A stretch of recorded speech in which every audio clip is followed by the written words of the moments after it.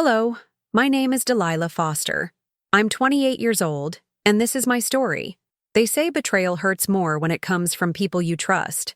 But what no one ever prepares you for is what happens when the ones you trusted the most hand you over like a possession, without hesitation, without remorse, without even looking you in the eye. My family didn't just hurt me, they humiliated me. And in that moment, sitting at the dinner table surrounded by fine china and forced smiles, I made a decision that would change everything. Let me know in the comments where you're watching from. I'd love to hear from you. And if this story resonates with you, don't forget to like and subscribe to see how I turned betrayal into strength. Let me take you back a little. I was born and raised in Lexington, Kentucky, in a traditional family that looked perfect from the outside. My father was a local business owner, my mother the kind of Southern woman who dressed like every day was Sunday church, and my younger sister, Amber, the golden girl. Ever since we were little, Amber was the favorite. I don't say that with bitterness. Well, maybe just a little, but with clarity. If Amber wanted something, she got it. If I wanted something, I had to work for it. Still, I wasn't one to complain. I moved out when I was 24, finally landing a decent job managing communications at a local media agency, and with a lot of overtime, sacrifices, and frozen meals, I saved enough to rent a beautiful one-bedroom apartment downtown. It wasn't much, but it was mine, my safe place, my sanctuary. The apartment was in an older building with red brick walls and ivy crawling along the windowsills, giving it that rustic Lexington charm. I spent weekends visiting vintage markets, slowly building the personality of that space. My books lined the wall in mismatched shelves, thrifted armchairs faced a warm fireplace, and the kitchen was filled with soft yellow light in the mornings. That place wasn't just four walls and a roof. It was every hour I worked, every sacrifice I made, every tear I cried in silence when life got heavy. And yet, in just one dinner, everything was taken from me. It was a Sunday evening in October, just as fall began painting the trees in amber and scarlet. I remember the smell of cinnamon and roasted chicken drifting from the kitchen, the soft clinking of glasses as my mother fussed over the table, and my father sitting at the head, always the commander of the occasion. Amber was late, as usual, but no one seemed to mind, and when she did finally arrive, sweeping in with her perfect blonde hair and fake innocent smile, everyone stood to hug her. Everyone. Except me. The dinner started off politely enough. Small talk about work, Dad bragging about the new expansion at his car dealership, Amber complaining about her rent going up, and then came the bomb. "We've made a decision," my father said, as he set his fork down, the sound of silver on ceramic echoing like thunder in the quiet. My mother chimed in like she was announcing someone's engagement. "Amber is going to move into your apartment, Delilah." I blinked, thinking I had misheard. "I'm sorry, what?" "Your lease is up soon, and Amber's struggling to find a safe place near the university. It just makes sense," my mother continued, as if we were discussing rearranging furniture and not my life. I laughed, an awkward, disbelieving laugh. "You can't be serious." My father's eyes were cold. "You're always talking about wanting to move into a bigger place. This is the perfect time. Let your sister have a chance to live somewhere decent." I stared at them, waiting for someone, anyone, to say it was a joke. But the silence, the way Amber refused to meet my eyes, told me it was real. That apartment wasn't in their name. It wasn't some vacation home or a family property. It was my lease, my furniture, my home. But none of that mattered, because in their minds, I didn't own anything, not even my own sacrifices. "I'm not giving her my apartment," I said slowly, trying to remain calm. My mother waved a hand. "It's not giving, sweetheart. We'll cover the moving costs, and you can even stay here at the house until you figure things out." And just like that, I was reduced to a guest in my own life. I stood up from the table, my heart racing, my hands trembling under the weight of humiliation. "I'm not moving," I repeated. Amber finally spoke. "Come on, Dee. It's just an apartment. Why are you making it such a big deal?" It was that sentence. That one, dismissive, patronizing sentence that snapped something inside of me. Because it wasn't just an apartment. It was my independence. It was every time I said no to going out so I could save for rent. It was every night I cried on that couch when life kicked me down. It was mine, but none of them saw that. "I'll think about it," I said through gritted teeth, pretending to soften. And then I left. That night, I didn't cry. I stared at the ceiling of my apartment, replaying every second of that dinner. And slowly, a plan formed in my mind. I wasn't going to fight them. I wasn't going to scream or beg. No, I would give them what they wanted. I would move out, but I wouldn't do it alone. The next morning, I created a post on a private Facebook group for Lexington locals. I was looking for someone in need of urgent housing, someone who had been wronged, someone who had nothing to lose, someone desperate. And within hours, I found him. A man named Marcus replied to my message. He didn't give many details, just said he had recently been released from prison for a crime he didn't commit, and that no one would rent to him. He had a quiet demeanor, respectful tone, and more than anything, he needed a chance. I didn't even hesitate. I met Marcus at a nearby cafe. He was in his late 30s, tall and serious, with eyes that had clearly seen more pain than most could handle. I told him my story. He told me his, and without a lease, without any questions, I handed him the keys to my apartment. I moved out the next day. When I handed those keys to Marcus, I wasn't just giving up my apartment. I was setting the first piece in place. Let them have the walls. Let them walk into that space thinking they'd won. They had no idea what they were walking into. When I left the apartment, I didn't look back. Not because I wasn't heartbroken, I was, but because I had already buried the part of me that needed my family's approval. That night at the family dinner, they didn't just give away my home, they gave me the clarity I had avoided for years. I was never truly one of them.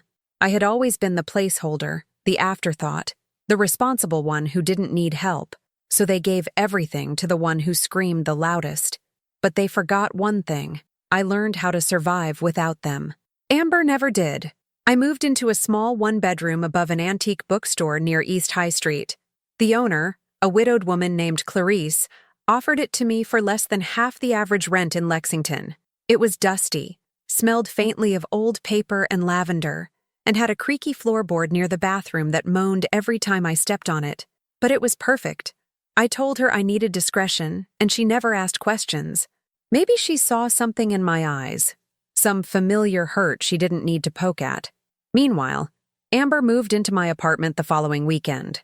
My mother helped decorate, changing out the curtains I had chosen, replacing the photographs on the wall, bringing in throw pillows and candles like she was trying to erase my memory from the place. My father sent a cleaning crew. Amber moved in as if she had earned it. But she didn't know that I had been the one to leave the door wide open for a stranger.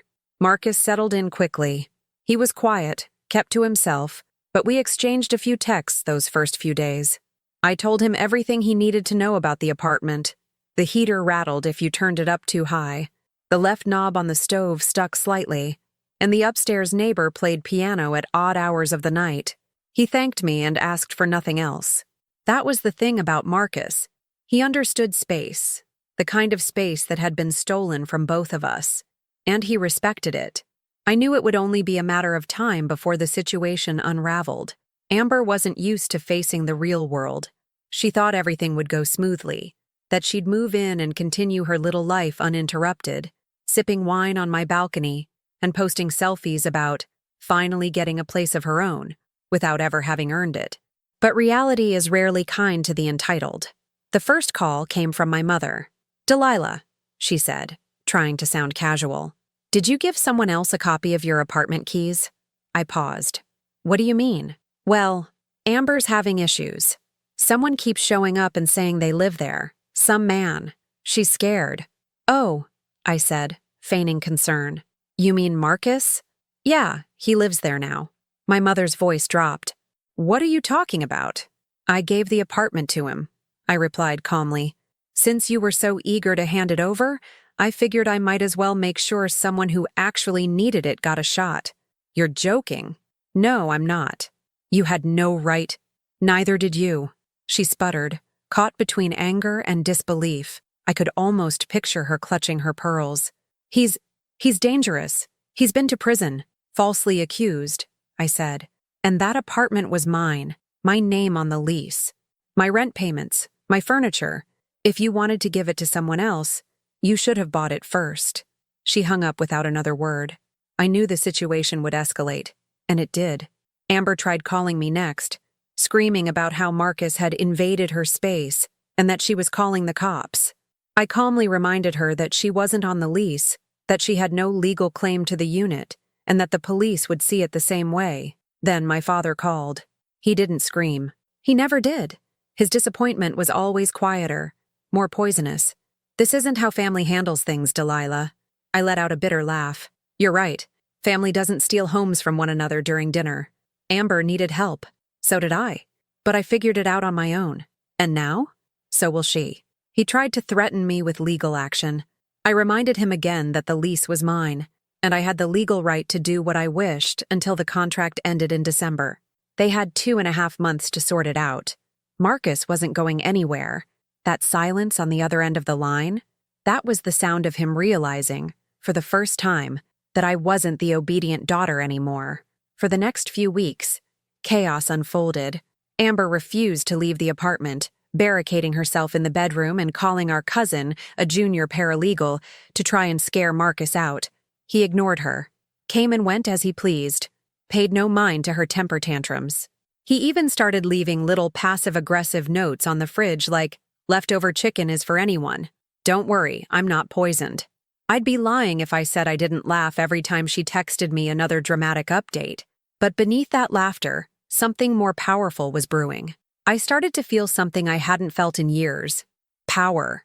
Not the kind of power that comes from money or manipulation, but the kind that comes from finally standing up for yourself. For so long, I had let them chip away at my confidence, convince me that I owed them something just for existing.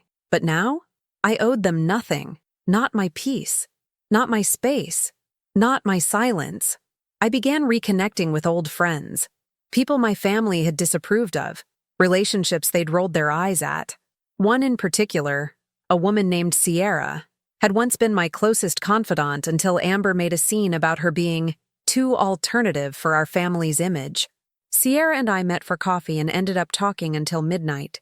She reminded me who I used to be before I let them dilute me. I started writing again, journaling my thoughts, my rage, my freedom, and for the first time in years, my dreams weren't filled with guilt or expectations. They were filled with plans. Meanwhile, Marcus thrived.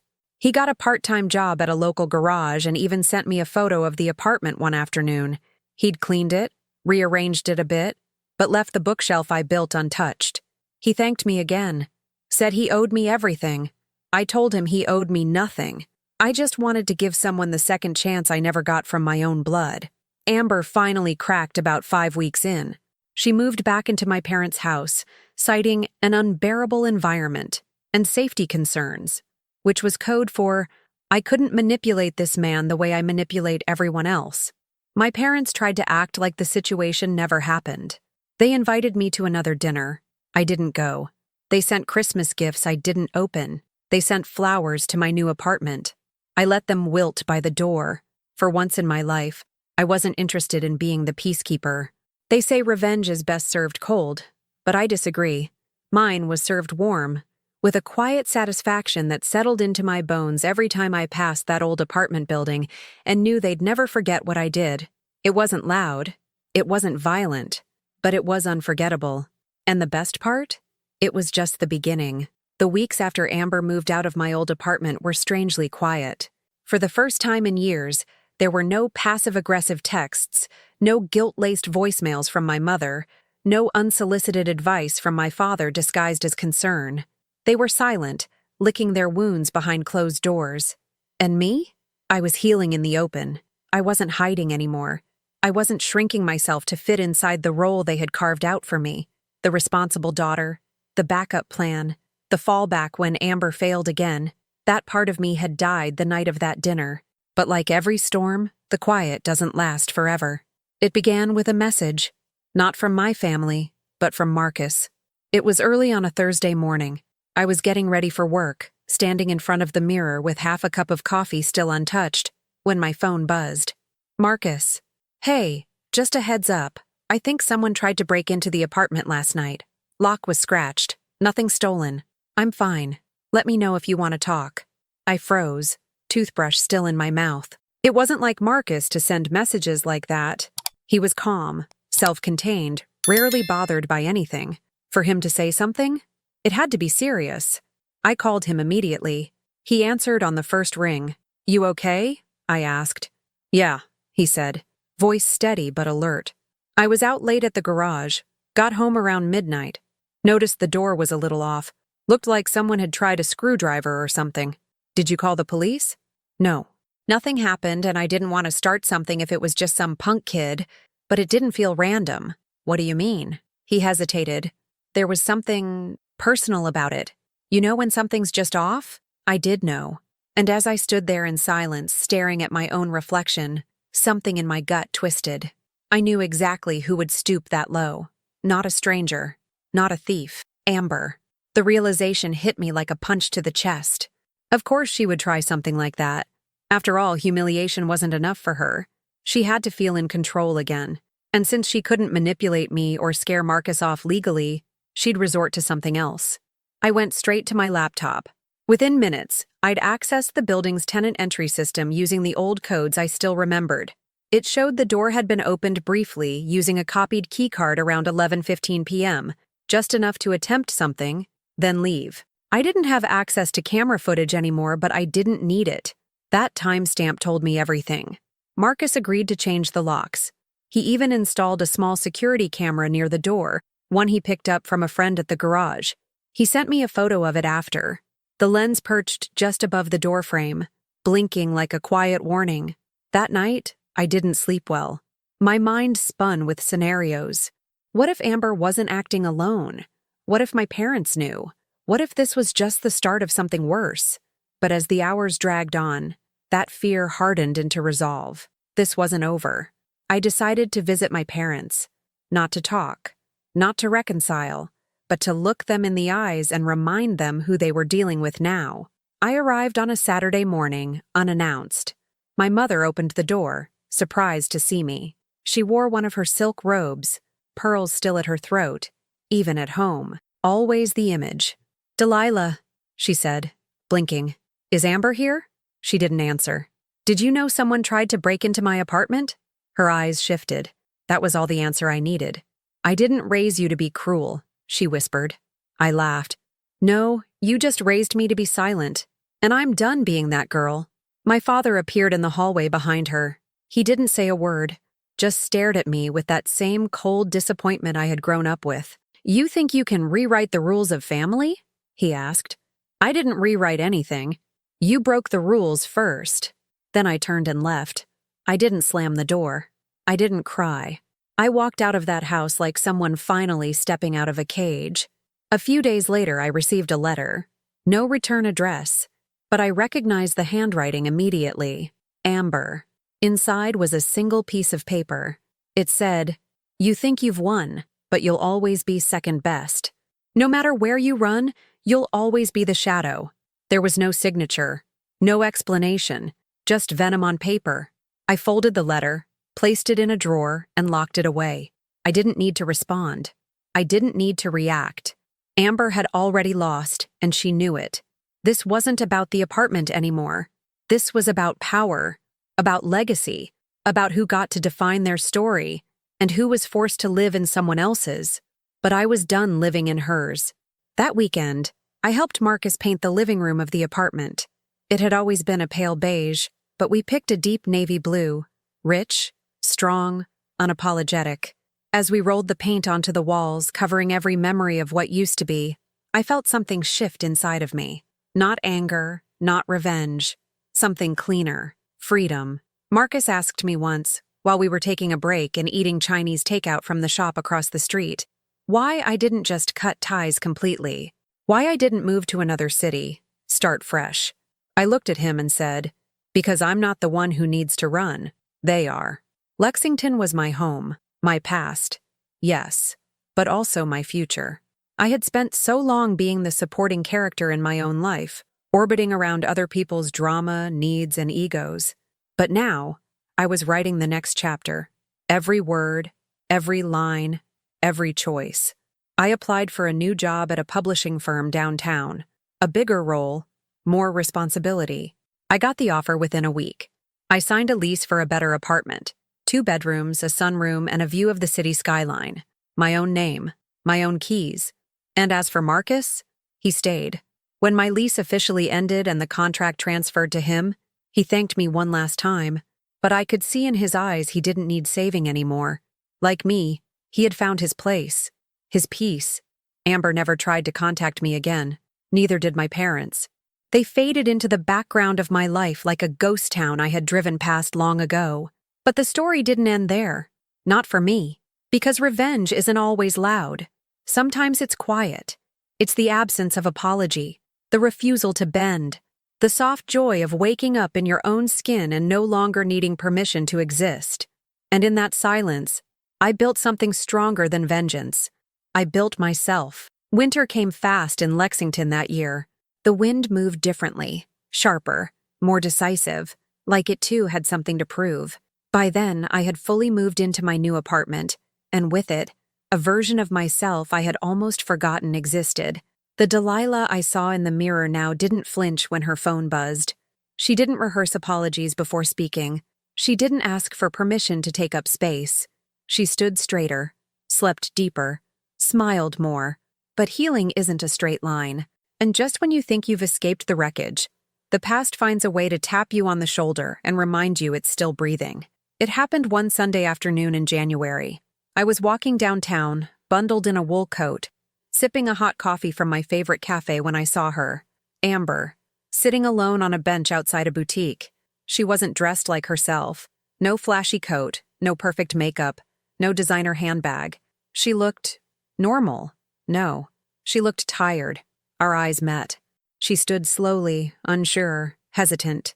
"Delilah," she said, like the name was fragile on her tongue. I stopped. I should have kept walking. Everything inside me told me to turn away, to protect the peace I had fought so hard to build. But I didn't. "Amber," I said, cold but calm. She didn't smile, didn't try to fake charm like she usually did. "Can we talk?" I narrowed my eyes. "About what?" She took a breath, her voice barely above a whisper. I messed up. There it was. I didn't respond. Not immediately. I just studied her posture, her eyes, the way her hands trembled slightly as she held a paper coffee cup like it was the only thing anchoring her. She wasn't here to manipulate me. She wasn't here with backup or a plan. She was here because she was unraveling. "I'm not interested in another performance," I said finally. "I'm not performing," she said quickly. "I'm just trying to talk to my sister." That word, sister. It had always felt like a chain around my neck, something I was expected to carry even when it burned. "I gave you 100 chances," I said. "You threw them away." "I know. And now you want what? Forgiveness? Closure?" "I don't know what I want," she admitted. I feel lost." I almost felt something stir in me. Almost. But not quite. Because empathy had limits, and mine had been exhausted long ago. "Amber," I said quietly, "I wish you well. I really do. But I'm done being the person you come to after everything burns down. I'm not asking for anything. Yes, you are. You just don't realize it." She blinked, her lips trembling. "It's harder without you. It was always harder with you." And then I turned and walked away. I didn't cry. I didn't break. I didn't second-guess myself. I walked through the streets of Lexington like a woman who had set fire to her past and was now warmed by its glow. But life isn't a clean line, and peace doesn't mean silence. A few weeks later, I got a call from my father. I almost didn't answer, but some part of me was curious. "What now?" "Delilah," he said. "Your sister's been staying at a motel." I said nothing. "She has nowhere to go." I let the silence stretch. "She needs help. You have a house. She refuses to come back. She's ashamed. So let me get this straight. You're calling me, the daughter you manipulated, disrespected, and tried to control, to help the daughter you rewarded for being reckless? You're still her sister." "No, I'm not.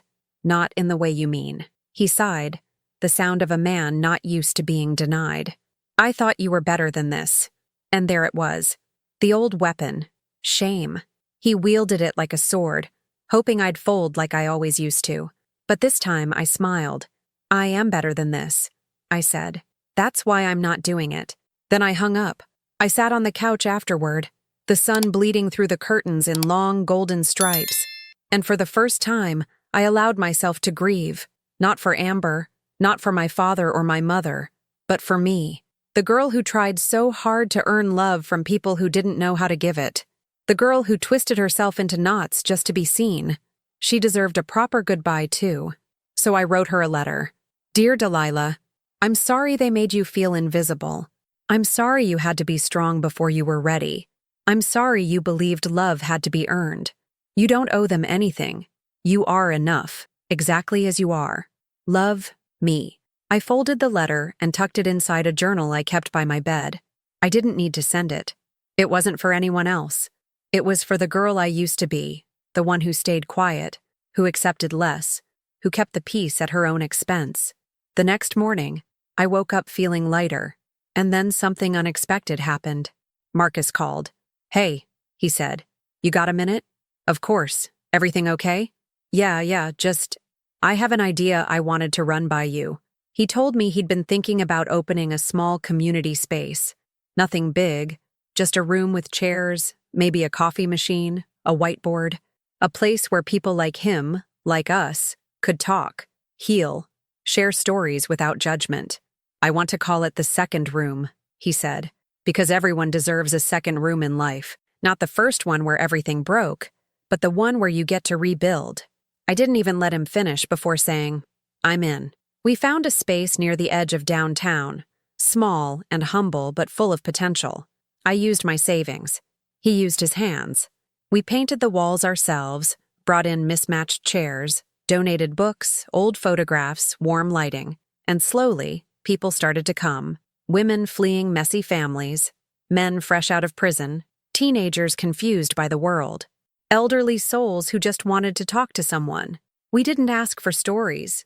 We just offered space, and in giving others space, we kept healing our own. One night, months later, I stood by the window of the second room, watching the lights flicker across the city. Marcus walked up beside me, sipping coffee from a chipped mug. You ever think about what would have happened if your parents hadn't done what they did? He asked. All the time, I said. And? I probably would have stayed small, comfortable, quiet, and I would have called that peace. He nodded slowly. Funny how the worst thing becomes the best thing. Yeah, I said, smiling. Funny. My phone buzzed again later that night. It was a text from an unknown number. Amber, I heard what you built. I'm proud of you. No request, no manipulation, just words. I didn't respond. Not because I was angry, but because I didn't need to anymore. She was finally looking at me not as a backup plan, not as a crutch, but as something real. Something whole. I went to sleep that night in my own bed, in my own apartment, beneath a roof I had chosen, in a city I had claimed, knowing that I had rebuilt my life not out of spite, but out of survival. But the fire that pushed me there, the spark of betrayal that had ignited this journey, I'd never forget it. Because some scars don't fade, they sharpen you. Spring in Lexington crept in quietly, almost apologetically, like it wasn't sure it had permission to bloom. The dogwoods lined the streets with soft pink and white petals, and the wind lost its bite. The city began to breathe again, and in that season of slow rebirth, I realized something important. Peace isn't always the absence of pain. Sometimes it's the ability to live beside it and no longer be ruled by it. The second room had become more than just a project. It had become a lifeline, not just for others, but for me too. I had carved out something real, something lasting. Every night after locking up, I'd look around the space and feel this deep, quiet sense of pride. The kind no one could take from me. The kind you don't post about or announce to the world. You just live it.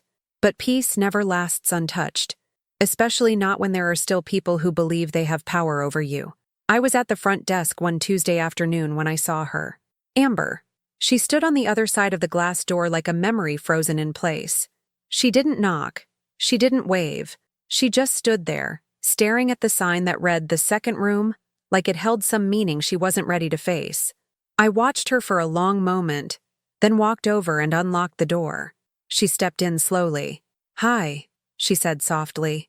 Hi, I replied. The room behind us was quiet. A group had just finished and left.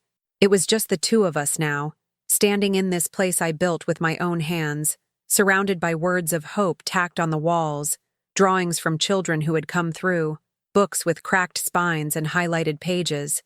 My sanctuary. She looked around, then back at me. It's beautiful. I didn't answer. I don't know why I came, she admitted. I've been thinking a lot. About everything. I waited. She reached into her bag and pulled out a worn envelope. These were letters. From Mom. From Dad. After you left. Stuff they never sent. I stared at her, unmoved. They wrote about you. About how they handled things. How they regretted parts of it. But they never showed them to you. They didn't know how. I took the envelope without a word and set it aside on the table. I've been seeing a counselor, she said quickly, trying to unpack some of it. The favoritism, the jealousy, the stuff they made us carry without realizing. I folded my arms. And? She looked down. And I was awful to you. I know that. I didn't just take the apartment. I tried to take your peace. Like I was entitled to everything just because I never knew how to be okay on my own. That was the first time I ever heard her say that. Not an excuse. Not a sugar-coated apology. Just the truth. You took more than the apartment, I said finally.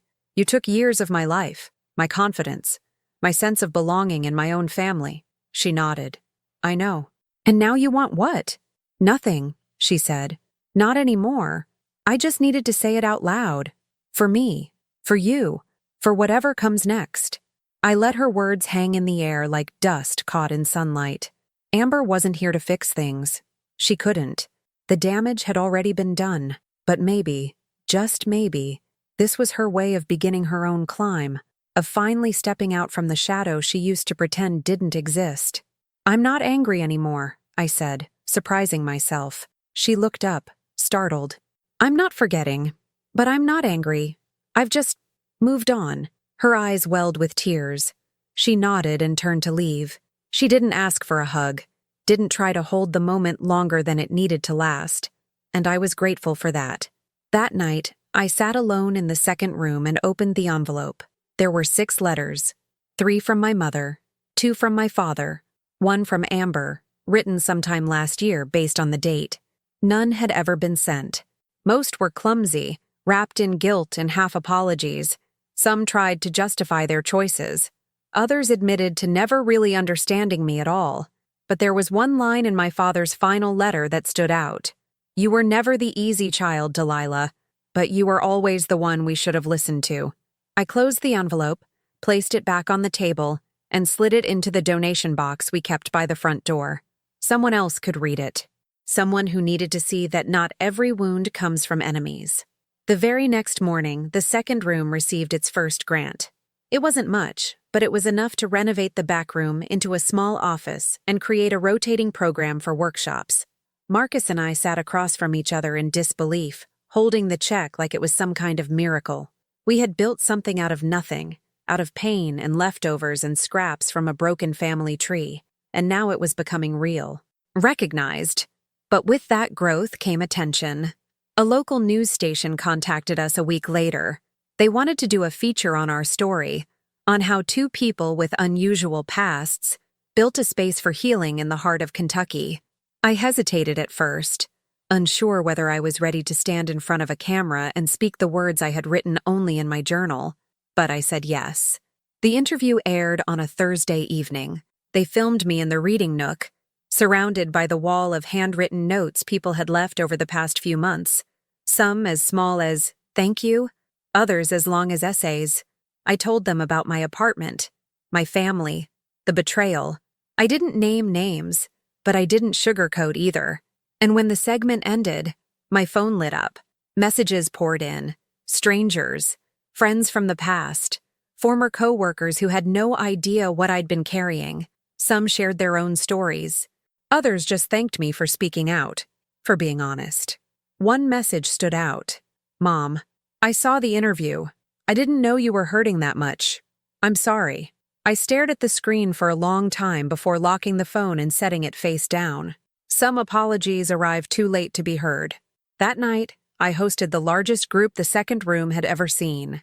People sat on the floor, shoulder to shoulder, leaning against walls, sipping tea and listening as a woman named Arlene read a poem about abandonment. There were tears, laughter, silence so thick you could feel it pressing against your skin. And in the middle of it all, I stood up and told my story, start to finish. No edits, no cuts. When I finished, the room didn't clap. They didn't need to. They just nodded. And in their eyes, I saw something I had never seen in my parents. Understanding. I stepped outside later that evening, alone, breathing in the cool air. The stars above Lexington blinked quietly, like tiny witnesses to everything I had endured. And for the first time, I felt completely at peace. Not because everything had been fixed, but because I no longer needed it to be. The day I received the letter from the city, Lexington was drenched in sun. It had rained the night before, one of those southern storms that scrubs the sky clean, and now everything shimmered.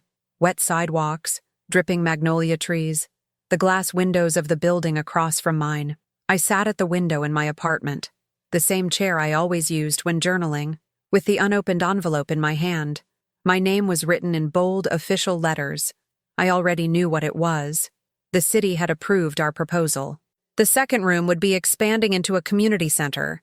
I didn't cry. I didn't jump up and cheer. I just breathed. Long and slow and deep. It was done. I had made something permanent. And that permanence terrified me, because permanence meant visibility. It meant responsibility. It meant letting go of the broken identity I had spent so many years fighting and accepting that I had truly built a new one, not as someone trying to recover from betrayal, but as someone who had survived it. Thrived, even. That night, I sat on the rooftop of my building, wrapped in a blanket, a cup of peppermint tea cooling in my hand. Below, the city hummed gently. Traffic, laughter from a nearby bar, a dog barking in the distance. Above, the stars blinked like they always did, but I felt different. I felt rooted. Marcus called around 9. "You ready for this?" he asked. "I don't know if anyone's ever ready," I said, smiling. "Too late now. We're doing it." We had planned a launch event for the new space. Nothing big. Local musicians, food from small vendors, a wall where people could anonymously post what they were letting go of. We called it The Room Within, a place for deeper work, for specialized workshops, therapy partnerships, even legal aid for people navigating re-entry into society. The original second room would remain as it was, open to all, informal, intimate. The new one, though, that would carry weight.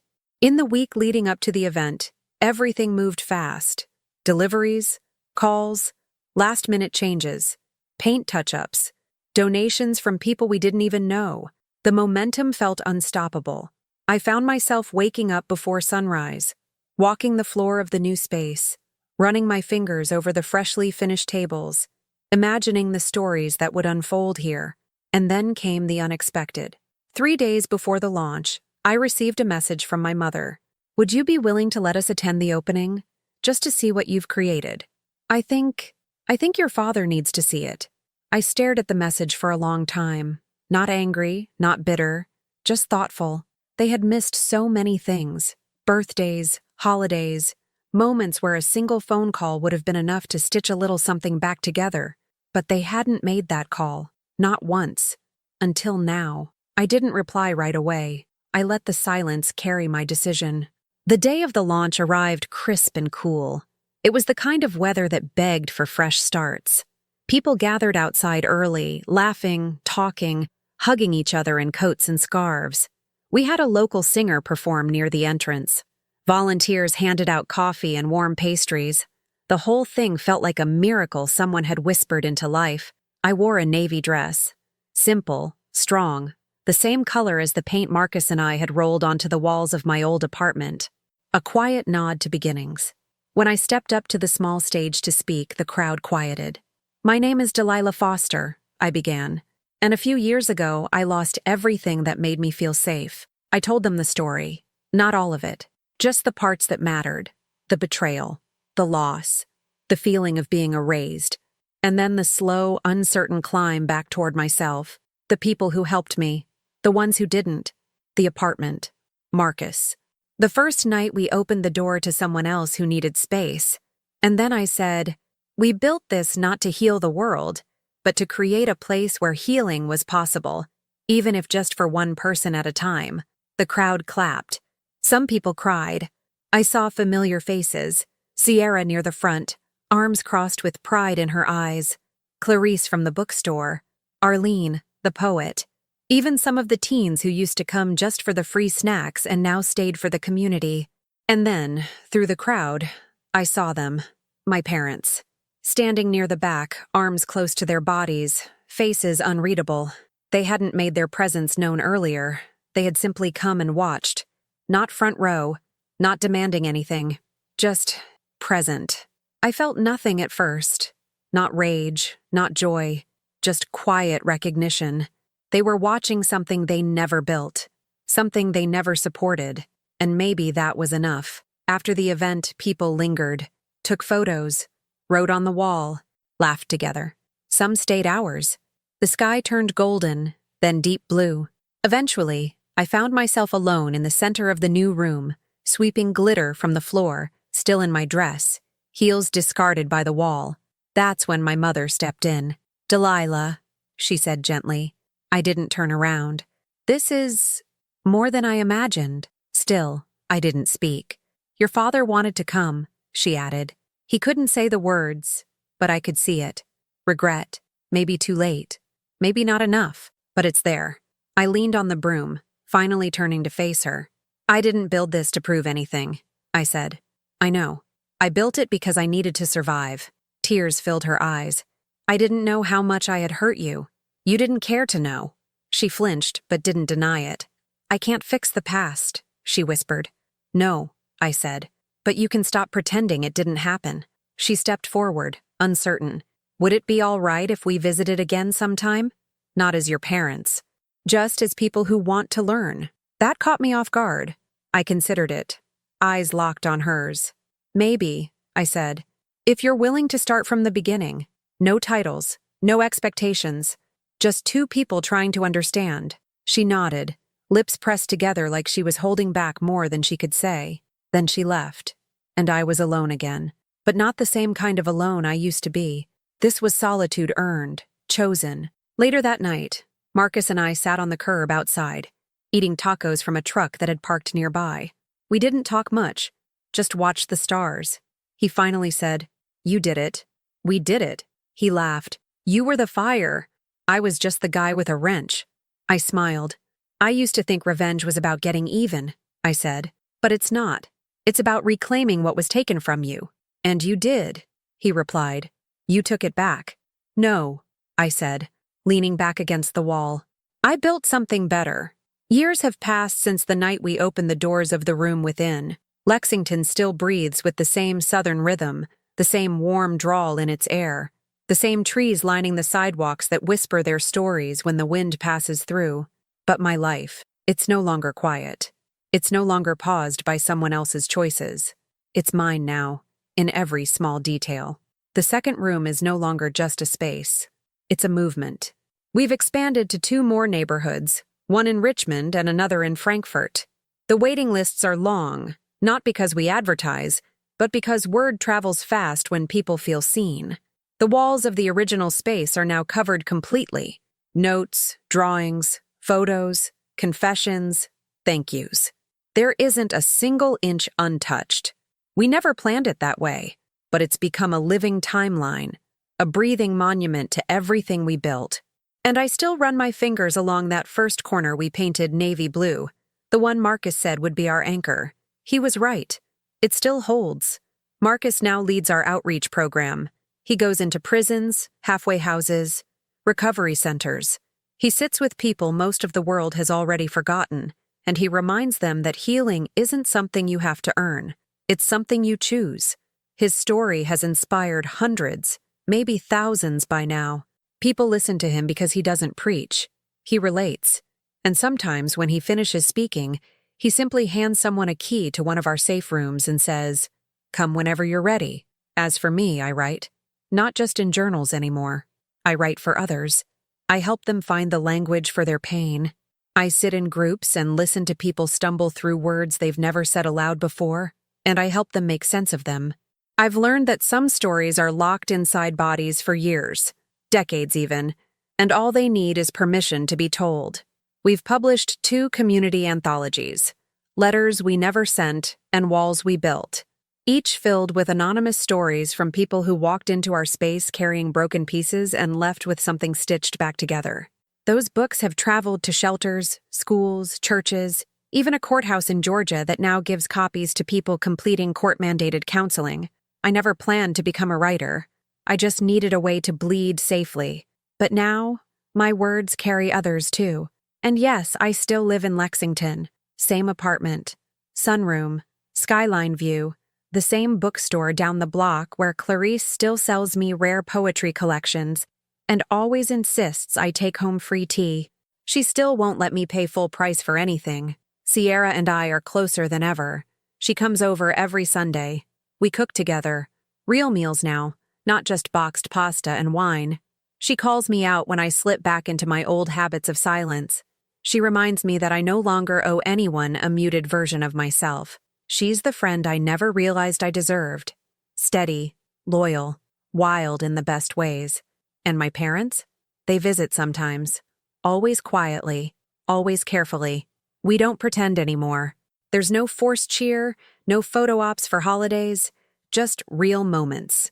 Occasionally awkward, often brief, but real. My mother started volunteering in the Richmond location. She helps organize the art therapy materials. She rarely speaks during group time, but I've seen her eyes brim when someone shares something that hits too close to home. I don't think she's looking for redemption. I think she's just trying to understand. My father, on the other hand, is still learning how to apologize without justifying. It's slow, but he tries. He comes to events now and stands at the back like he always did, but he claps. And that's enough for me. Amber, she lives in Louisville now, teaches dance classes to kids. She sent me an invitation to her studio's first recital. I didn't go, but I sent flowers. And I received a photo the next morning, a little girl in a pink tutu holding them with a huge grin. The caption read, "She wouldn't stop smelling them. Thank you. I didn't need more than that. We're not close. We may never be, but we're no longer enemies. That's its own kind of miracle." Sometimes I walk past my old apartment. The ivy's grown thicker now, nearly swallowing the second-floor windows. I stop across the street and just stare for a moment, remembering everything. The nights I cried myself to sleep on that couch. The anger, the betrayal, the beginning of everything that led to now. And every time I smile, not out of joy, but gratitude. If they hadn't taken it from me, I would never have known what I could build. And Marcus still lives in that building, not the same unit. He moved to a bigger one 2 floors up, one with more light. He's dating someone now, a woman named Joy of all names. She laughs loud. She sings without warning. And the first time I met her, she hugged me like she already knew me. Like Marcus had told her all the ugly pieces and she loved them anyway. When I see them together, I don't feel left behind. I feel full. Like the story we started is blooming in ways we never imagined. Every year, on the anniversary of the day my parents gave my apartment to my sister, I light a candle. I don't do it out of bitterness. I do it to remember the moment my real life began. I sit on my balcony, sip a glass of something warm, and I write down one truth I've learned in the last 12 months. The first year I wrote, "The people who break you are never the ones who fix you." The second year, "You don't owe anyone access to your healing." The third, "Some of the most beautiful stories begin with someone slamming a door in your face."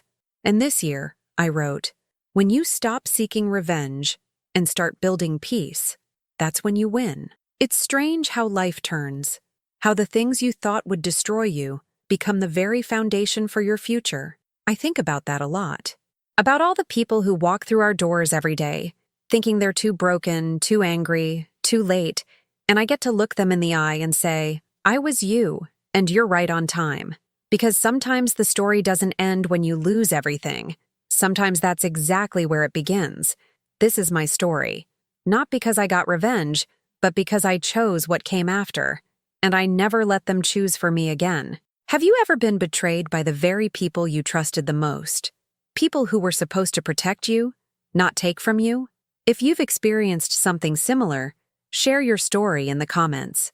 If this journey moved you, please like and subscribe for more powerful stories of healing and self-discovery.